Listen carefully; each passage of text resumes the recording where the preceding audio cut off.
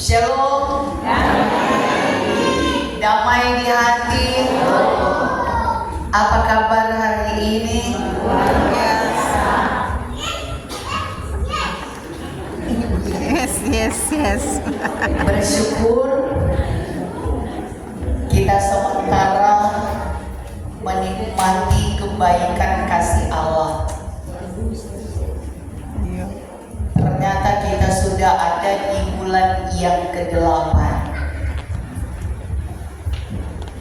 Ketika kalau lambat berkumandang, maka terarah dan terfokus kita pada penyambutan Natal.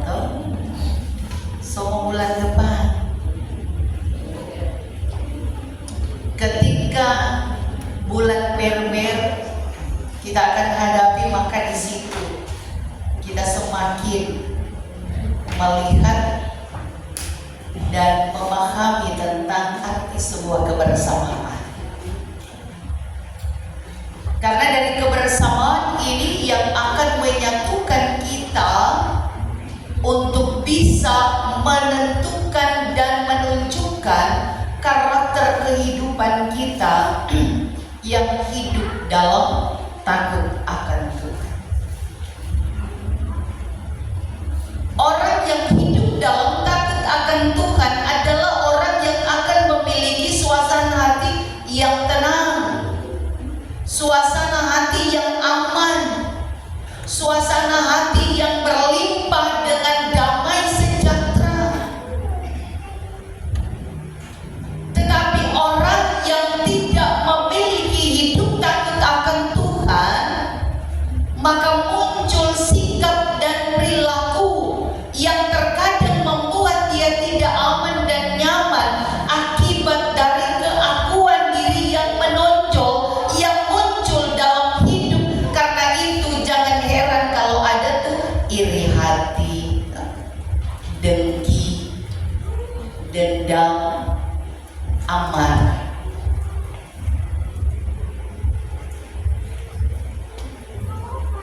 Dari sebuah kehidupan yang tetap terus kita tertuntun dengan karakter dan kebiasaan kita itu, maka itu yang akan berdampak pada sebuah kehidupan yang tidak menikmati hidup bahagia dan sejahtera.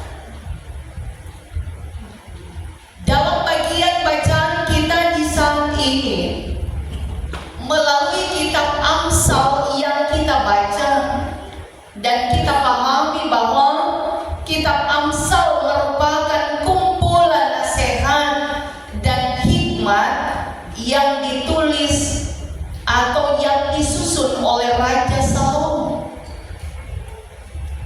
dengan tujuan adalah untuk mendidik umat Allah dalam segala kebijaksanaan, praktek dan etika yang benar agar mereka hidup dalam takut akan Tuhan. Kitab Amsal ini memuat prinsip-prinsip kehidupan yang relevan di setiap zaman dan mencerminkan nilai-nilai kerajaan Allah dalam hidup sehari-hari. Pasal 14 bicara tentang orang bijak, bicara tentang orang bodoh, bicara tentang orang benar, dan bicara tentang orang fasik. Dunia saat ini yang kita tempati dan kita diami, Allah adalah dunia yang cepat bereaksi dalam setiap situasi keadaan yang terpancing. Namun orang yang hidup dalam takut akan Tuhan dapat belajar untuk mengenal siapa dirinya dan bertindak dalam kasih dari setiap lingkup di mana dia pergi dan berada. Mari kita lihat mulai dari bagian bacaan yang kita baca tadi. Dalam takut akan Tuhan ada ketentraman yang besar, dan bahkan ada perlindungan bagi anak-anaknya. Artinya bahwa ini sebuah janji yang dapat diberikan oleh Tuhan, bahwa setiap orang yang hidup takut akan Tuhan akan mewarisi imannya kepada anak cucu keturunannya yang akan diberkati. Itu janji firman. Karena itu, bagaimana sikap kita untuk hidup dalam takut akan Tuhan? Bicara takut bukan persoalan ketika kita takut karena diperhadapkan dengan sebuah persoalan. Tetapi bagaimana kita bisa memiliki rasa takut kepada Tuhan dengan mengagumi Dia sebagai pencipta kita. Kita menghormati Dia, kita mampu untuk memahami sejauh Dia yang telah menganugerahkan kehidupan yang tetap terus menuntun memberkati kita, maka kita tetap terus tinggikan dan muliakan Dia dalam seentero hidup, sehingga persoalan demi persoalan, tantangan demi tantangan silih berganti, orang tetap menikmati hidup dalam ketenteraman dan kenyamanan. Karena itu sebuah janji hidup dalam takut akan Tuhan. Dan selanjutnya kita melihat bahwa perlindungan Tuhan bagi keturunan kita jelas sekali, bahwa ada masa depan yang Dia siapkan. Ada berkat yang Dia berikan bagi kita. Karena itu, torang ajar untuk anak cucu kita untuk tetap terus hidup dalam takut akan Tuhan. Dalam bagian ayat berikutnya, takut akan Tuhan adalah sumber kehidupan sehingga orang terhindar dari celak maut. Dalam besarnya jumlah rakyat terletak kemegahan raja, tetapi tanpa rakyat runtuhlah pemerintah. Apa artinya? Kehidupan kita, ketika kita tetap terus hidup dalam takut akan Tuhan, maka yang akan kita dapati adalah sebuah kekuatan, sebuah kehidupan yang diberkati, maka umur panjang ada dalam hidup kita. Tidak susah yang Tuhan tawarkan bagi kita, tetapi sesuatu hal yang gampang dan mudah untuk kita kerjakan dan buat sambil kita menerima itu sebagai bagian kekuatan dalam kehidupan kita.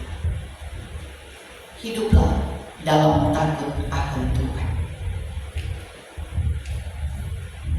Di dalamnya juga kita diajar untuk bagaimana kita bisa mempunyai relasi dengan pemerintah.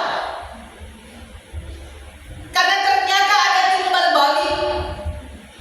Ada pemerintah, ada raja, maka ada rakyat. Ada rakyat, maka ada juga pemerintah dan raja. Artinya bahwa dalam setiap situasi keadaan kebersamaan sebagai warga masyarakat, maka kita tetap terus mengimbangi kehidupan dalam takut akan Tuhan dengan menghargai pemerintah kita. Karena itu, orang sering bilang tuh, kalau suka dihargai, mari orang menghargai dulu orang lain. Betapa penting, saudara-saudara, dalam hubungan keseharian kehidupan kita, ternyata pengangsal mengarahkan kita pada sebuah tatanan hidup dalam takut akan Tuhan.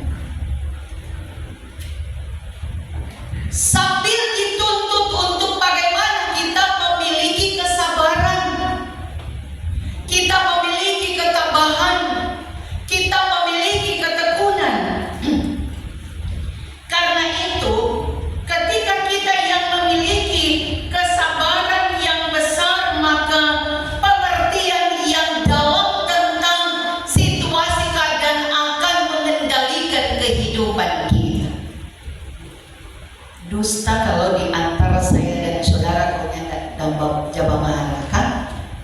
pasti orang ada juga lain kali yang muncul tuh emosi, karena lain kali itu situasi keadaan. Tapi ternyata kalau kelebihan kata pengamsal itu akan membodohkan kita. Karena itu banyak orang yang terjebak ketika karena dia emosi, dia marah, so terjadi baru menyesal. Aduh, kenapa kong kita bikin begitu kan? Kenapa dan kong jadi begini? Karena itu betapa penting kita bisa mengendalikan dan menguasai diri dengan hidup takut akan Tuhan, sehingga mendatangkan hati yang tenang, tetapi juga menyegarkan tubuh kita, menyehatkan kita, dan kita akan terbebas dari setiap bahasa pengamsal iri hati membusukkan tulang. Bayangkan kan, orang hidup dalam keadaan yang tidak aman. Karena itu pengamsal adalah mengarahkan kepada kita bahwa ternyata hati yang takut akan Tuhan membawa ketenangan, bukan iri hati, bukan amarah, bukan dendam, dan seterusnya. Karena kita sadar bahwa kita hidup di dunia persaingan yang tinggi, terkadang kehidupan kita tidak mampu untuk dapat menerima karena orang hati ini yang muncul dari setiap keakuan dan keegoisan, sehingga orang tidak bisa dapat menyatakan syukur kepada Tuhan. Kehidupan dalam takut akan Tuhan mengajarkan kita untuk tetap terus bersyukur, dan kita akan menikmati hati yang menjadi damai dan tubuh pun akan menjadi sehat. Sehingga Salomo hendak menegaskan kepada kita, ternyata dikatakan hati yang gembira adalah obat. Biar sosaki, kalau orang hati diliputi dengan ketenangan, kesejukan, damai sejahtera karena orang takut akan Tuhan, maka orang akan nikmati dan rasakan itu. Kalau oleh orang hati, orang bilang hati no betul.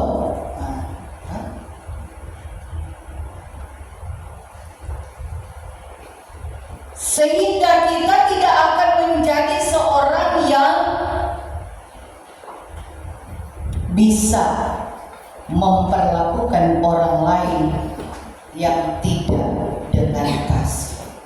Artinya bahwa dikatakan di sini, penting kita di masa sekarang yang penuh ketimpangan sosial untuk bisa menjalin hubungan satu dengan yang lain tanpa harus melihat dari strata kehidupan, apakah dia memiliki harta yang banyak, apakah dia memiliki jabatan, atau apakah dia memiliki sesuatu yang orang anggap lebih daripada orang.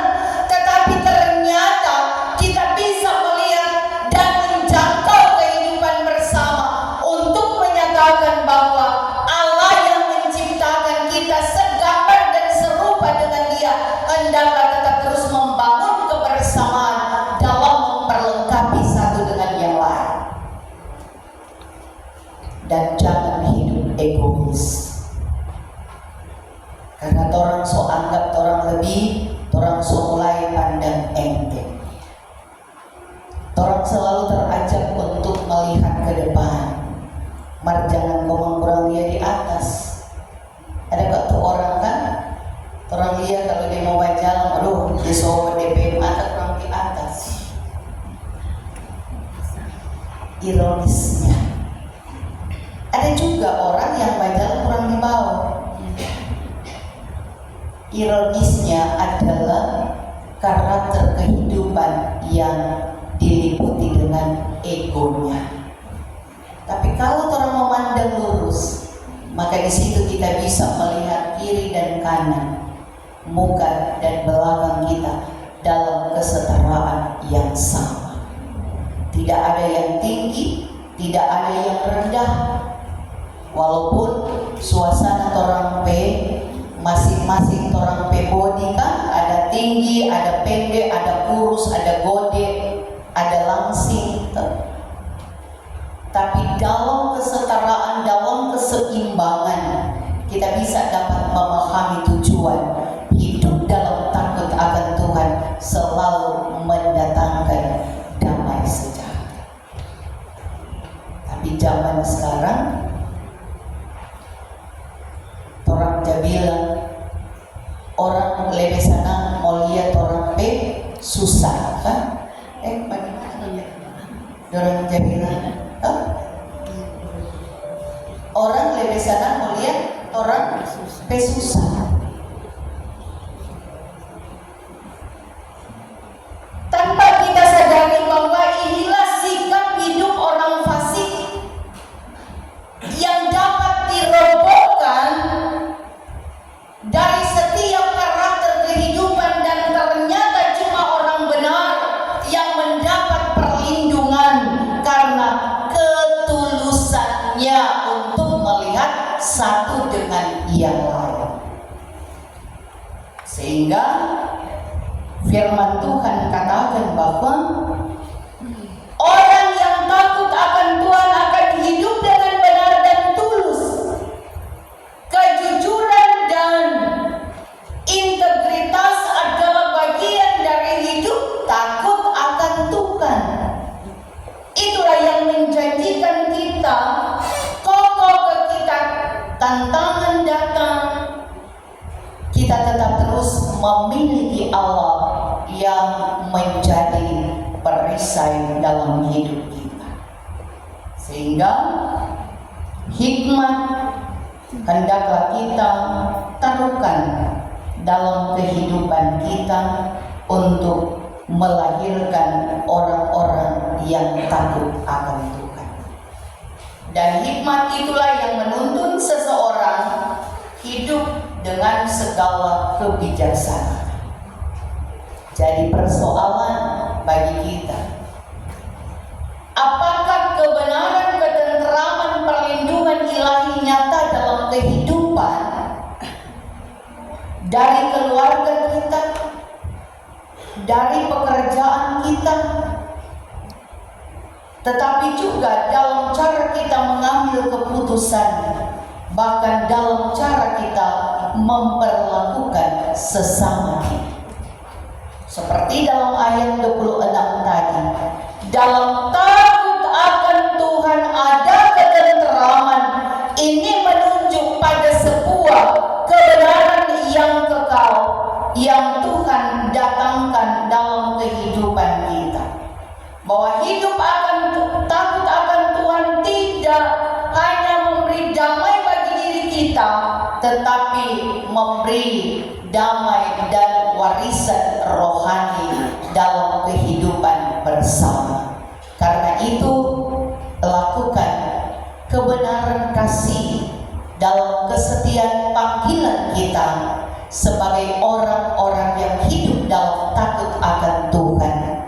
Jadikan hati kita sebagai remote control untuk bisa menguasai setiap pikiran kita, perkataan kita, tindakan kita, agar orang lain tidak tersandung dengan cara sikap dan perilaku kita, tapi jadilah berkat bagi semua orang.